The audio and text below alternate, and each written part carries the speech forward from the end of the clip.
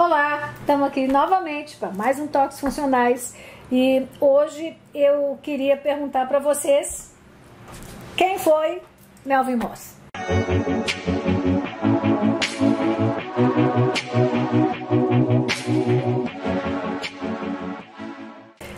Então, Melvin Moss foi um dentista, anatomista, grande cientista, né?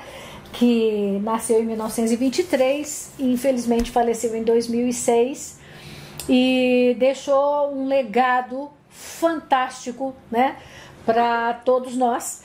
Ele, apesar de ter sido dentista, não trabalhou como dentista porque ele teve a oportunidade, né, ele formou na Universidade de Colômbia e logo depois ele começou a trabalhar como dentista, mas teve a oportunidade de se tornar um pesquisador no Museu de História Natural de Nova York, e aquilo permitiu que ele tivesse acesso, né, ao acervo, né, do Museu de História Natural de Nova York, e isso fez com que ele se interessasse muito pelo estudo, né, do crescimento, principalmente da região craniofacial, né? E começou a entender que o crescimento ele não se processava de forma direta, né? Havia o tecido ósseo, por exemplo, ele tinha uma informação de crescimento, mas era necessário que houvessem matrizes, né, que gerassem a forma adequada. Então a gente pode fazer até assim uma analogia, né? É como se o binômio de Wolff, né, de forma e função, tivesse agora sendo materializado dentro do pensamento do Melvin Moss, que estudava essas interferências, né, dos estímulos que ele chamava de matrizes, né? Então vamos lá, vamos entender aqui um pouquinho mais. Ele criou então a teoria da matriz funcional, dizendo que o osso responde à estimulação funcional para estabelecer a sua forma. Vou explicar mais rapidamente. Tipo, você tem um osso aqui, ele cresce porque ele está lá com uma ordem, né, de proliferar. Então ele cresce, mas ele não adquire uma forma específica. A partir do momento que, por exemplo, músculos estão aderidos a ele e tensionam, tracionam, torsionam, fazem uma série de estímulos, esse osso então vai estabelecendo uma forma.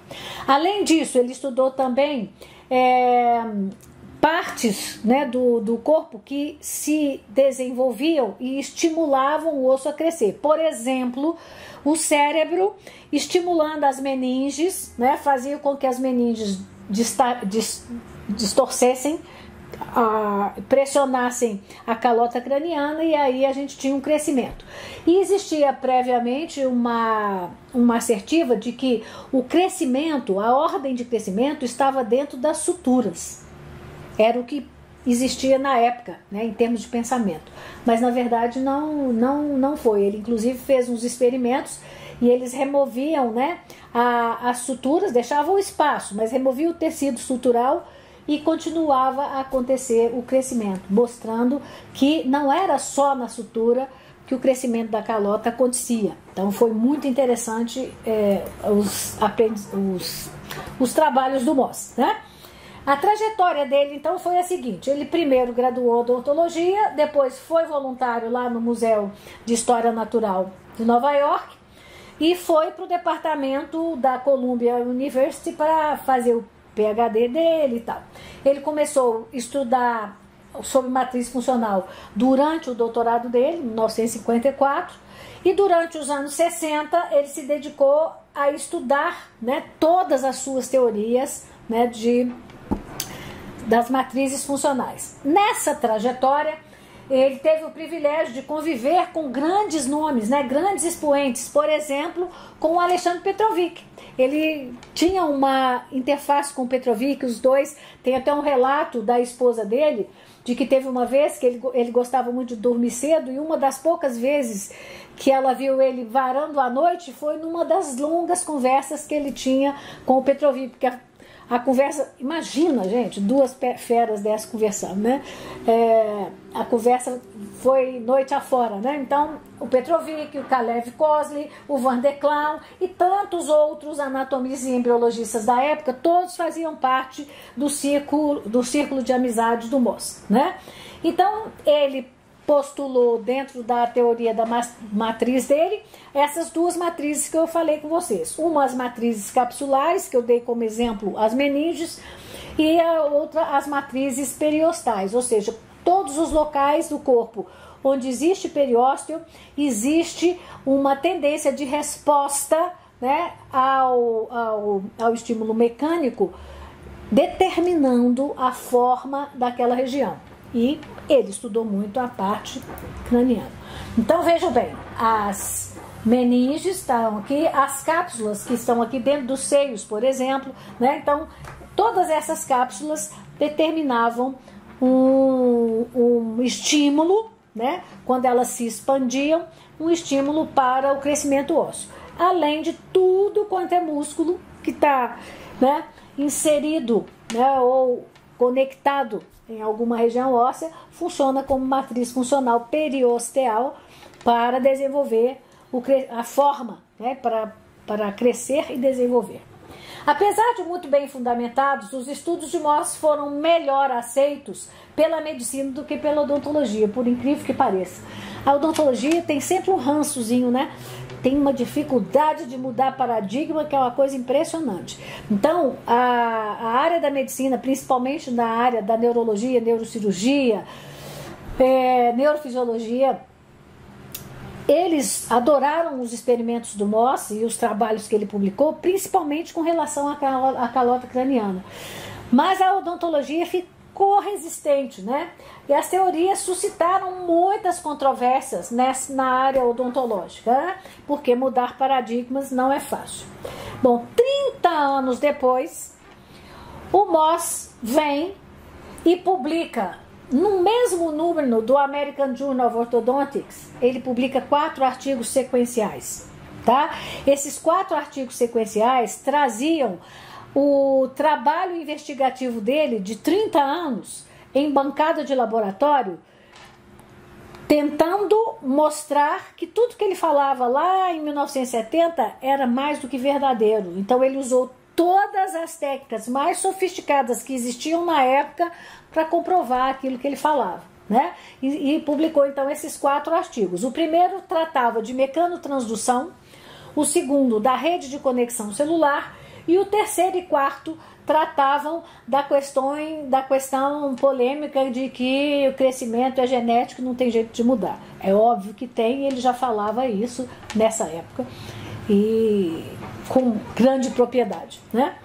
Então, esse slide que eu adorei do WordPress, né, mostrando o que é mecanotransdução, né? Então a gente está vendo aqui uma membrana e aqui a gente tem receptores na membrana que captam qualquer perturbação mecânica do ambiente e transmitem para dentro da célula. Então, meio extracelular, meio intracelular. É como que essa transmissão iluminasse dentro da célula e fizesse com que ela respondesse, né?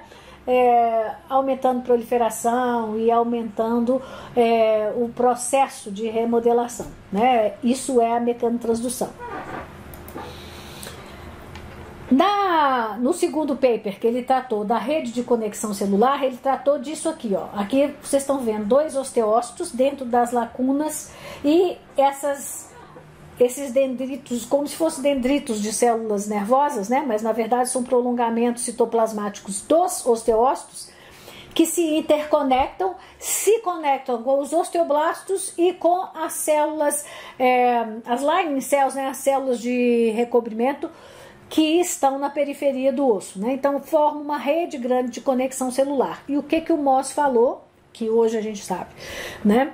O Mohs falou que qualquer pequeno estímulo que fosse gerado em qualquer ponto dessa rede de conexão celular, digamos, por exemplo, que aqui nesse ponto tivesse um estímulo.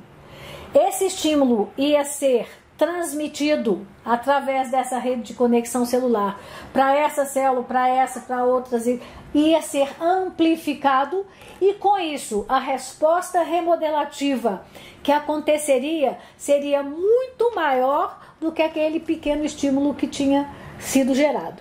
Então, esse conceito também de amplificação de sinal por meio da rede de conexão celular foi um conceito fantástico e que mudou completamente a forma de compreensão do processo de transmissão e de captação de um estímulo mecânico pelo tecido ósseo.